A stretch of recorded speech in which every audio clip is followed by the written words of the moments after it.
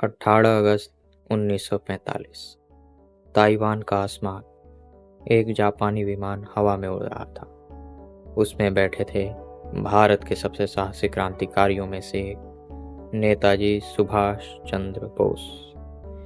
कुछ ही पलों में वो विमान आग की लपटों में समा गया। सरकार ने ऐलान किया, बोस अब नहीं रहे, लेकिन उनका शव कभी नहीं मिला। गवाहों ने दावा किया, हमने उन्हें बाद में जिंदा देखा था। तो सवाल उठता है, क्या वाकई बोस की मौत उस दिन हुई थी, या फिर परछाइयों में छिपकर वे आज़ादी की आखिरी लड़ाई लड़ते रहे। 23 जनवरी 1897, कटक, ओडिशा। एक बंगाली कास्ट परिवार में जन्म हुआ।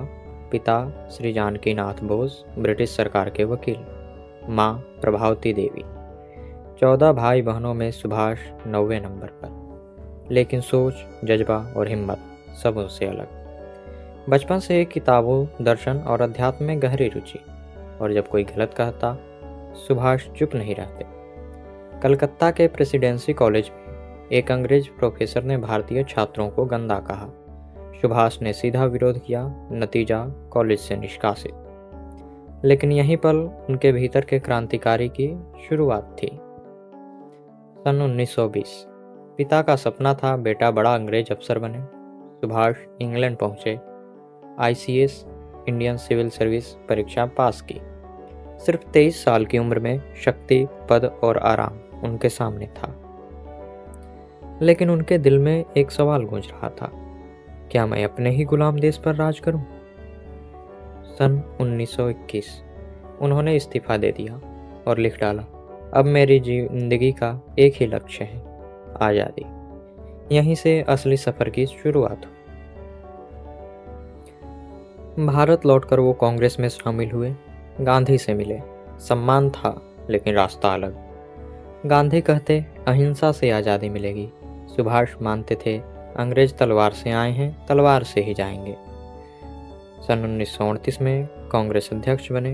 देश के लिए औद्योगिक विकास, सेना की तैयारी, सबकी योजना बनी। लेकिन 1939 आते आते मतभेद इतना गहरा हो गया कि उन्हें पद छोड़ना पड़ा, और वहीं से उनका सफ़र उन्हें रहस्य में बदलने लगा। जनवरी 1941, ब्रिटिश नज़रबंद कर चुके थे, लेकिन एक ठंडी रात वो घर से भेष बदल कर निकले। अफगानिस्तान, रूस और फिर जर्मनी पहुँचे। हिटलर से मिले, भारत की आज़ादी के लिए मदद मांगी। सन 1943, जर्मन पनडुब्बी से जापान का सफ़र। समंदर के बीच एक पनडुब्बी से दूसरी में छलांग, और आखिरकार सिंगापुर पहुंचना। ये सफ़र किसी फिल्मी कहानी से कम नहीं था। सिंगापुर में उन्होंने बनाई आज़ाद हिंद फौज। दिल्ली चलो का नारा पूरे एशिया में गूंज उठा। रानी झांसी रेजिमेंट पहली महिला बटालियन कैप्टन लक्ष्मी सहगल की अगुवाई में बनी। सन 1944 आज़ाद हिंद फौज इम्फाल के कोहिमा तक पहुंची, लेकिन बारिश, बीमारियां और हथियारों की कमी उनके कदम रोक गई। 18 अगस्त 1945 विमान हादसा। जापानी अधिकारियों ने कहा, नेताजी जलकर शहीद हो गए, लेकिन सच ये है, शव कभी नहीं मिला।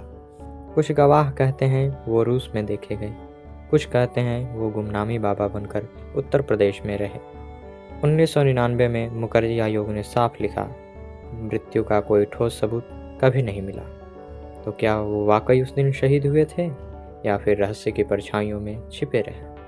ब्रिटिश ने आज़ाद हिंद फौज के अधिकारियों पर लाल किले में मुकदमा चलाया, लेकिन पूरा देश सड़कों पर उतर आया, सब एकजुट। यहाँ तक कि भारतीय नौसेना और वायुसेना में भी विद्रोह भड़क उठा।